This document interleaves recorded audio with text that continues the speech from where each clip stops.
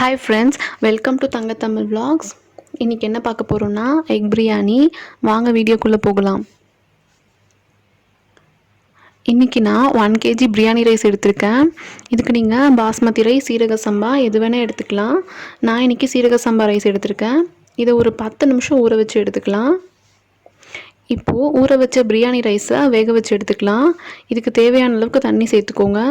இதில் பிரியாணி லீஃப், அன்னாசி பூ, பட்டை, கிராம்பு எல்லாத்தையும் சேர்த்துக்கலாம். ஒரு ஏலக்காய் சேர்த்துக்கலாம். இது நல்லா கொதி வந்ததும் ஊற வச்ச ரைஸ் சேர்த்துக்கலாம்.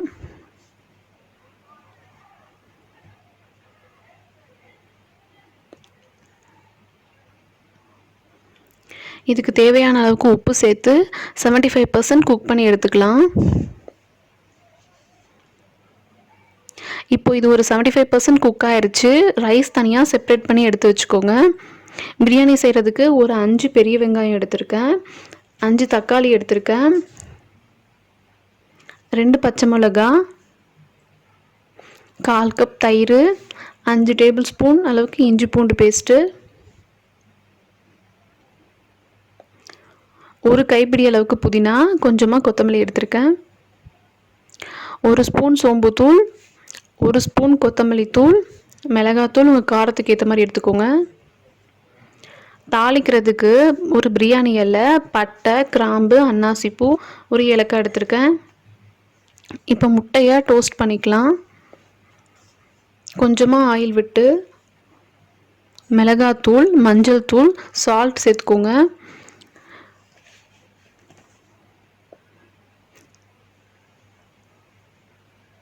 முட்டையை இந்த மாதிரி கீறி விட்டு சேர்த்துக்கோங்க. நல்லா எல்லா சைடும் படுற மாதிரி இப்படி கலந்து விட்டுக்கோங்க.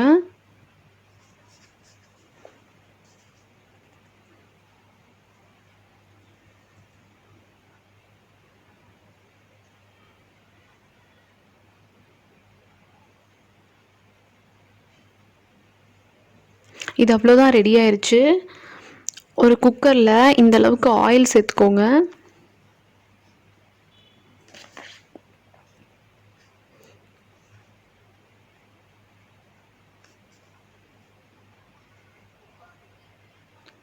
கொஞ்சமாக நெய் சேர்த்துக்கோங்க.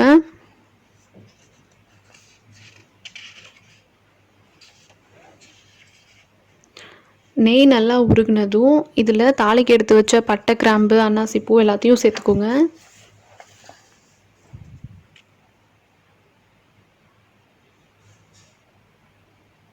இது கூட ஆனியன் சேர்த்துக்கோங்க.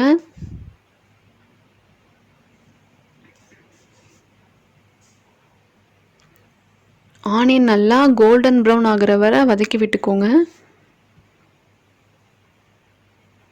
இப்போ இது நல்லா கோல்டன் ப்ரௌன் ஆயிடுச்சு.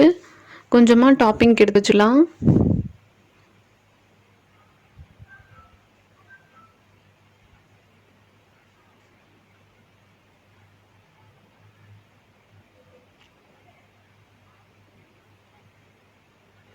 இப்போது இது கூட தக்காளி சேர்த்துக்கலாம்.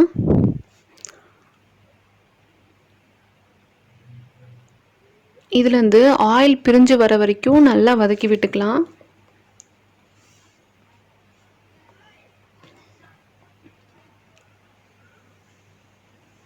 இப்போது ஆயில் நல்லா பிரிஞ்சு வந்துருச்சு.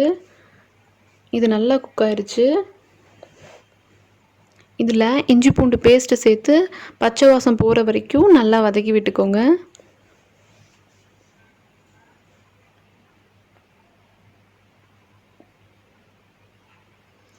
இஞ்சி பூண்டு பச்சை வாசம் போனதும் எடுத்து வச்ச மசாலா எல்லாத்தையும் சேர்த்துக்கோங்க. நல்லா கலந்து விட்டுக்கோங்க. மசாலா பச்சை வாசம் போனதும் தயிர் சேர்த்துக்கோங்க.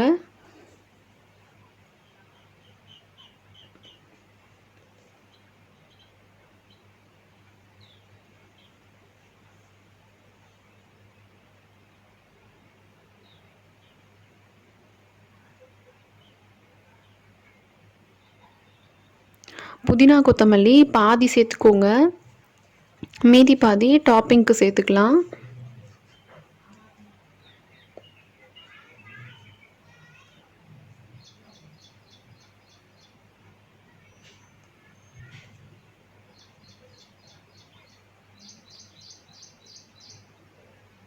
இது கூட சால்ட் சேர்த்துக்கோங்க, கொஞ்சமாக சேர்த்துக்கோங்க, ஏன்னா ரைஸ் கூடயும் நம்ம ஏற்கனவே சேர்த்துருக்கோம். கொஞ்சமாக வாட்டர் ஆட் பண்ணி கிரேவியை நல்லா குக் பண்ணி எடுத்துக்கோங்க.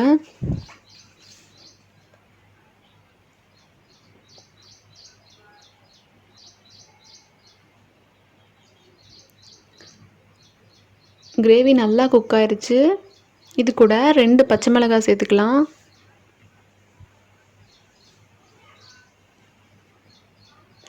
இது மேலே முட்டை, ரைஸ் எல்லாத்தையும் சேர்த்துக்கலாம். இப்போது பாதி ரைஸ் மட்டும் சேர்த்துக்கோங்க.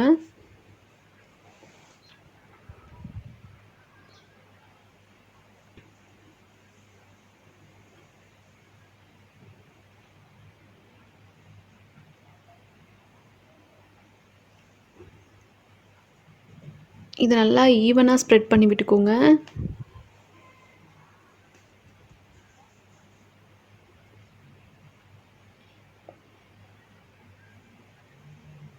இது மேலே ஒரு 3 முட்டை மட்டும் வச்சுக்கலாம்.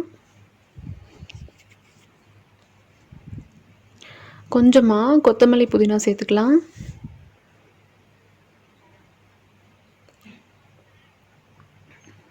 இது மேலே மீதி பாதி ரைஸ் எல்லாத்தையும் சேர்த்துக்கோங்க.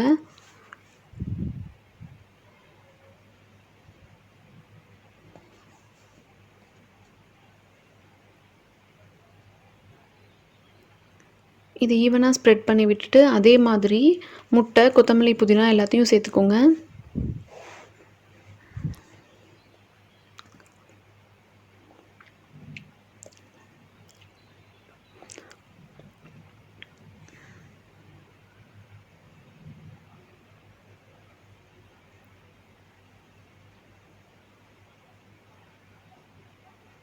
இது மேலே டாப்பிங்க்கு எடுத்து வச்ச ஆனியன் சேர்த்துக்கோங்க.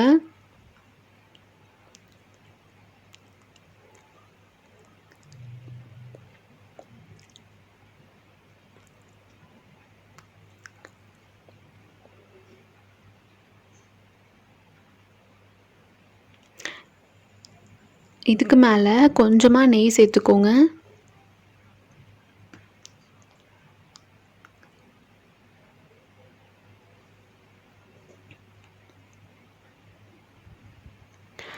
இப்போ இதை க்ளோஸ் பண்ணி 10 மினிட்ஸ் சிம்மில் குக் பண்ணி எடுத்துக்கலாம்.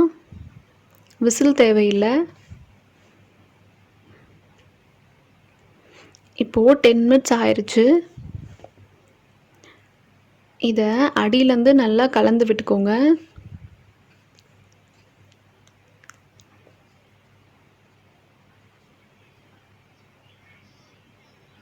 இது அவ்வளோதான், ரெடி ஆயிடுச்சு. இதை வேறு ஒரு பாத்திரத்தில் மாற்றி எடுத்துக்கலாம்.